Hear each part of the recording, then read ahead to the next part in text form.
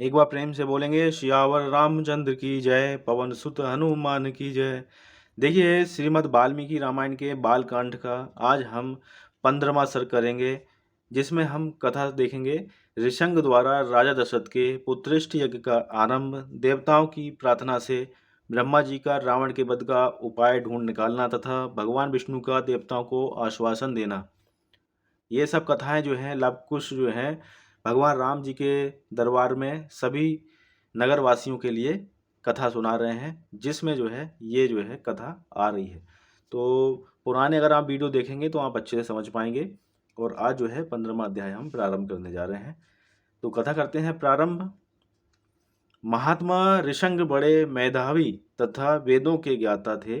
उन्होंने थोड़ी देर तक ध्यान लगाकर अपने भावी कर्तव्य का निश्चय किया। फिर ध्यान से विरत हो वे राजा से इस प्रकार बोले, महाराज, मैं आपको पुत्र की प्राप्ति कराने के लिए अर्थवेद के मंत्रों से पुत्रेष्टि नामक यज्ञ करूंगा।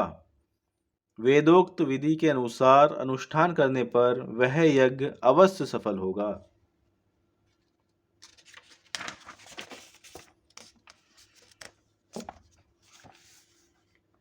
ये कहकर उन तेजस्वी ऋषि ने पुत्र प्राप्ति के उद्देश्य से पुत्रेष्टि नामक यज्ञ प्रारंभ किया और श्रोत विधि के अनुसार अग्नि में आहुति डाली।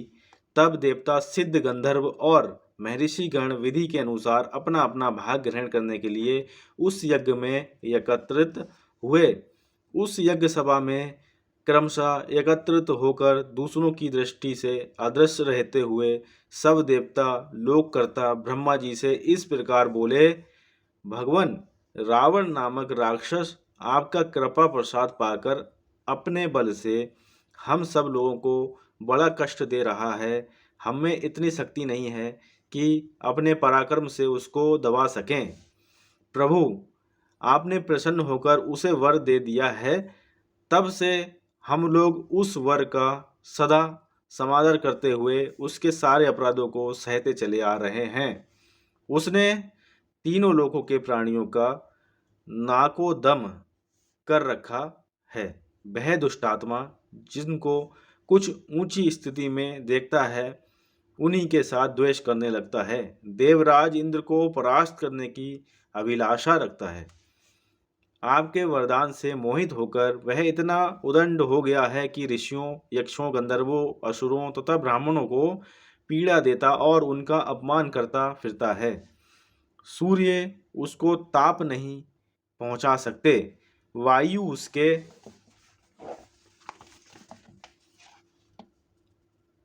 पास जोर से नहीं चलती तथा जिसकी उत्ताल तरंगे सदा ऊपर नीचे होती रहती हैं, वह समुद्र भी रावण को देखकर वह के मारे स्तंभ सा हो जाता है, उसमें कंपन नहीं होता। वह राक्षस देखने में भी बड़ा भयंकर है, उससे हमें महान वह प्राप्त हो रहा है। अतः भगवान, उसके वध के लिए आपको कोई न कोई उपाय अवश्य करना चाहिए। समस्त देवताओं के ऐसा कहने पर ब्रह्मा जी सोचकर बोले, देवताओं, लो, उस दुरात्मा के वध का उपाय मेरी समझ में आ गया। उसने वर मांगते समय ये बात कही थी कि मैं गंधर्व, यक्ष, देवता तथा राक्षसों के हाथ से ना मारा जाऊं। मैंने भी तथास्तु कहकर उसकी प्रार्थना स्वीकार कर ली। मनुष्यों को तो वह तुच्छ समझता था, इसलिए उनके प्रति अवहेलना होने के कारण उनसे अवध्य होने का वरदान नहीं मांगा। इसलिए अब मनुष्य के हाथ से ही उसका वध होगा। मनुष्य के सिवा दूसरा कोई उसकी मृत्यु का कारण नहीं है। ब्रह्मा जी की कही हुई ये प्रिय बात सुनकर उस समय समस्त देवता और महर्षि बड़े प्रसन्न हुए। इसी समय महान तेजस्वी जगतपति भगवान विष्णु की भी मेघ के ऊपर स्थित हुए सूर्य की भांति गरुड़ पर सवार हो वहां आ पहुंचे। उनके शरीर पर पीतांबर और हाथों में शंख, चक्र एवं गदा आदि आयुध शोभा पा रहे थे। उनकी दोनों भुजाओं में तपाए हुए सुवर्ण के बने केयूर प्रकाशित हो रहे थे। उस समय संपूर्ण देवताओं ने उनकी वंदना की और वे ब्रह्मा जी से मिलकर सावधानी के साथ सभा में विराजमान हो गए।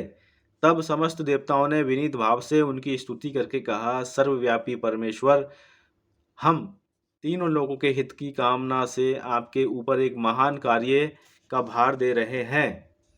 प्रभु, अयोध्या के राजा दशरथ धर्मज्ञ, उदार तथा महर्षियों के समान तेजस्वी हैं। उनके 3 रानियां हैं जो ही, श्री और कीर्ति इन 3 देवियों के समान हैं। विष्णुदेव, आप अपने 4 स्वरूप बनाकर राजा की उन तीनों रानियों के गर्भ से पुत्र रूप में अवतार ग्रहण कीजिए। इस प्रकार मनुष्य रूप में प्रकट होकर आप संसार के लिए प्रबल कंटक रूप रावण को, जो देवताओं के लिए अवध्य है, समर भूमि में मार डालिए। वह मूर्ख राक्षस रावण अपने बड़े हुए पराक्रम से देवता, गंधर्व, सिद्ध तथा श्रेष्ठ महर्षियों को बहुत कष्ट दे रहा है। उस रौद्र निशाचर ने ऋषियों को तथा नंदन वन में क्रीड़ा करने वाले गंधर्वों और अप्सराओं को भी स्वर्ग से भूमि पर गिरा दिया है। इसलिए मुनियों सहित हम सब सिद्ध, गंधर्व, यक्ष तथा देवता उसके वध के लिए आपकी शरण में आए हैं। शत्रुओं को संताप देने वाले देव, आप ही हम सब लोगों की परम गति हैं। अतः इन देवद्रोहियों का वध करने के लिए आप मनुष्य लोक में अवतार लेने का निश्चय कीजिए। उनके इस प्रकार स्तुति करने पर सर्वलोक वंदित देवप्रवर देवादिदेव भगवान विष्णु ने वहाँ एकत्रित हुए उन समस्त ब्रह्मा आदि धर्मप्राणायन देवताओं से कहा, देवगण, तुम्हारा कल्याण हो, तुम भय को त्याग दो। मैं तुम्हारा हित करने के लिए रावण को पुत्र, पौत्र, अमात्य, मंत्री और बंधु बांधवों सहित युद्ध में मार डालूंगा। देवताओं तथा ऋषियों को वह देने वाले उस क्रूर एवं दुर्धर्ष राक्षस का नाश करके मैं 11,000 वर्षों तक इस पृथ्वी का पालन करता हुआ मनुष्य लोक में निवास करूंगा। देवताओं को ऐसा वर देकर मनस्वी भगवान विष्णु ने मनुष्य लोक में पहले अपनी जन्मभूमि के संबंध में विचार किया। इसके बाद कमल नयन श्री हरि ने अपने को 4 स्वरूपों में प्रकट करके राजा दशरथ को पिता बनने का निश्चय किया।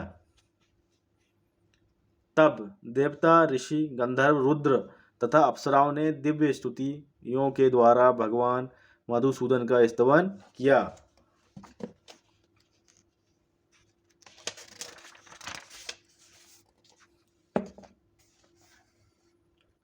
वे कहने लगे, प्रभु, रावण बड़ा उदंड है, उसका तेज अत्यंत उग्र और घमंड बहुत बड़ा चढ़ा है। वह देवराज इंद्र से सदा द्वेष रखता है, तीनों लोगों को रुलाता है। साधुओं और तपस्वी जनों के लिए तो वह बहुत बड़ा कंटक है। अतः तापसों को भय देने वाले उस भयानक राक्षस की आप जड़ उखाड़ डालिए। उपेंद्र, सारे जगत को रुलाने वाले उस उग्र पराक्रमी रावण को सेना और बंधु बांधवों सहित नष्ट करके अपनी स्वाभाविक निश्चिंतता के साथ अपने ही द्वारा सुरक्षित उस चिरंतक वैकुंठ धाम में आ जाइए, जिससे राग, द्वेष आदि दोषों का कलुष कभी छू ना पाता है।